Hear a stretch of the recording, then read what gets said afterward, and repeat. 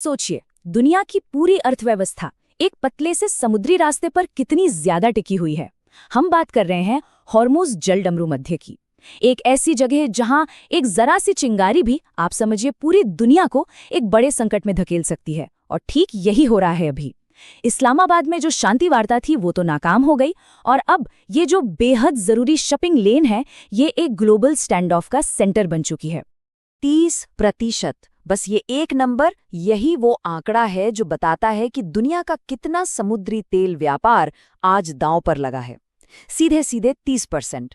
इसको ऐसे समझिए कि ग्लोबल इकोनॉमी की जो मेन आर्टरी है, जो सबसे जरूरी नस है, वो ब्लॉक हो गई है।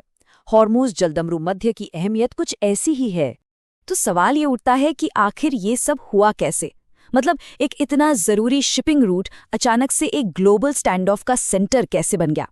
देखिए, ये संकट कोई रातों रात खड़ा नहीं हुआ है। इसकी जड़ें जाती हैं हाल की कुछ घटनाओं में, और इसकी शुरुआत हुई इस्लामाबाद में फेल हुई पीस टॉक से। चलिए जरा इस पूरी सिचुएशन को परत दर परत समझते हैं। तो चलिए सबसे पहले ये समझते हैं कि ये हॉर्मुज़ जलडमरू मध्य ये है क्या चीज़।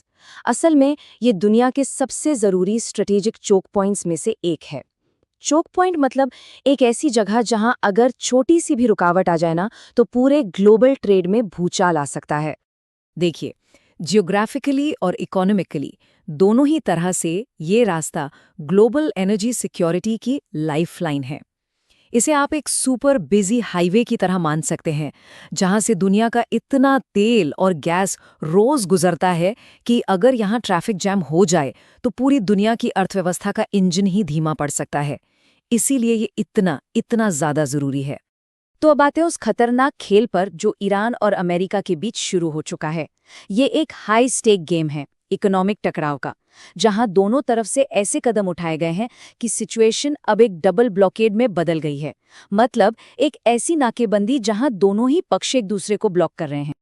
ये सब हुआ बहुत तेजी से, एक के बाद एक। सबसे पहले क्या हुआ? इस्लामाबाद में डिप्लोमेटिक बातचीत फेल हो गई, सारे रास्ते बंद।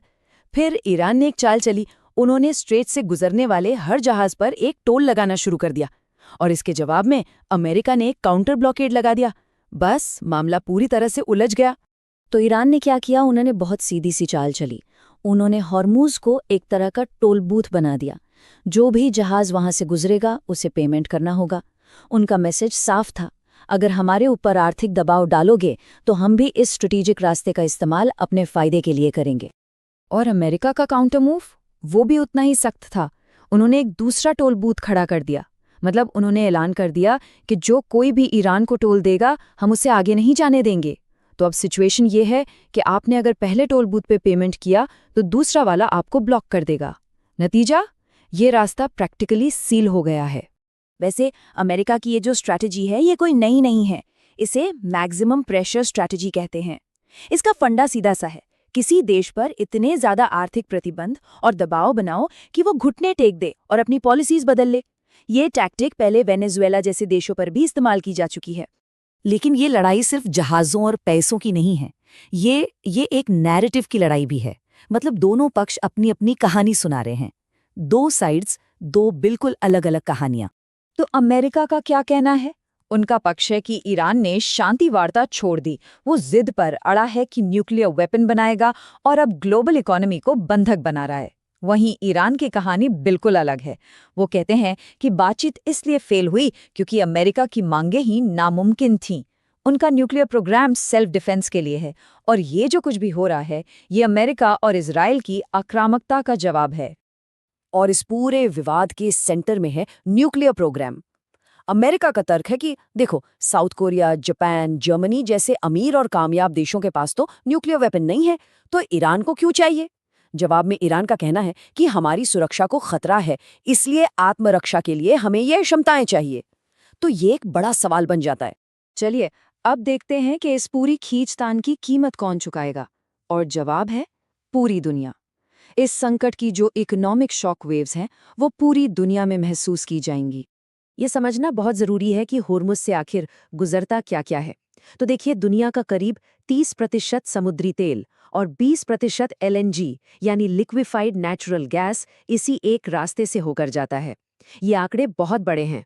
और अगर हम रोज के हिसाब से देखें तो हर दिन यहाँ से करीब 20 मिलियन बैरल क्रूड ऑयल और 290 मिलियन क्यूबिक मीटर एलएनजी गुजरता है।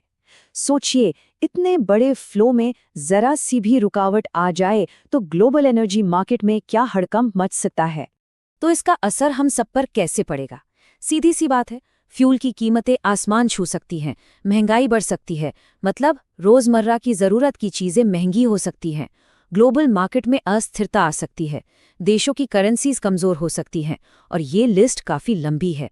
और बात सिर्फ तेल और गैस तक ही सीमित नहीं है। अमेरिका ने अपना जाल और भी फैला दिया है। उन्होंने चीन जैसे देशों को साफ साफ धमकी दी है कि अगर कोई भी ईरान को हथियार सप्लाई करते पकड़ा गया तो उस देश पर 50% का टैरिफ लगाया जाएगा। ये एक साफ इशारा है कि अमेरिका इसे एक बड़े जियोपॉलिटिकल गेम की तरह देख रहा है। तो अब सबसे बड़ा सवाल, आगे क्या होगा? आगे का रास्ता सच कहें तो बिल्कुल साफ नहीं है। सिचुएशन बहुत ज्यादा तनावपूर्ण है, एक खींची हुई रस्सी की तरह जो कभी भी टूट सकती है। अभी क्या हो रहा है? Military buildup. अमेरिका अपने वॉरशिप्स और एयरक्राफ्ट उस रीजन में भेज रहा है। यूके के साथ मिलकर वो समंदर से माइंस हटाने का ऑपरेशन भी कर रहे हैं। और ईरान का काउंटर थ्रेट, उन्होंने धमकी दी है कि वो उस इलाके में अमेरिका के सहयोगी देशों के पोर्ट्स पर हमला कर देंगे। ईरान के एक अधिकारी का बयान है कि अगर होर्मुज को ब्लॉक किया गया तो तेल की कीमतें सिर्फ बढ़ेंगी नहीं, वो कई लहरों में ऊपर की ओर बढ़ेंगी। ये एक सीधी सीधी चेतावनी है। वो साफ कह रहे हैं कि उनके एक्शन से दुनिया को गहरा और लंबा आर्थिक दर्द झेलना पड़ेगा। मतलब वो पीछे हटने के मूड में बिल्कुल नहीं है। तो आखिर में हम एक ऐसे मोड़ पे खड़े हैं जहां दो ताकतों की इच्छा शक्ति की लड़ाई में पूरी ग्लोबल इकोनॉमी दांव पर लगी है। तो क्या कोई शांतिपूर्ण समाधान अभी भी मुमकिन है, या फिर दुनिया एक ऐसे संकट की तरफ बढ़ रही है जिसका असर हम सब पर पड़ेगा? ये सवाल है जिसका जवाब फिलहाल किसी के पास